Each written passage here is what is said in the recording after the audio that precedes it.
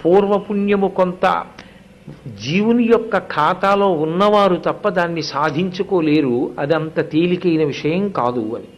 ఈ మూడు ఒక్క రోజులో పూర్తవ్వాలి. ఏది? స్వామి పుష్కరిణి స్నానం, స్వామి పుష్కరిణిలో స్నానం చెయ్యడం, శ్రీనివాసస్య దర్శనం, వెంకటేశ్వర స్వామి వారి యొక్క దర్శనం. వెంకటేశ్వర స్వామి వారి దర్శనం అన్నప్పుడు ముందు ఆదివరాహమూర్తి దర్శనం చేసిన వెంకటేశ్వర దర్శనం, వెంకటేశ్వర దర్శనం, తదనంతరం సహస్రనామ పఠనం, విష్ణు సహస్రనామ స్తోత్రాన్ని పఠించడం.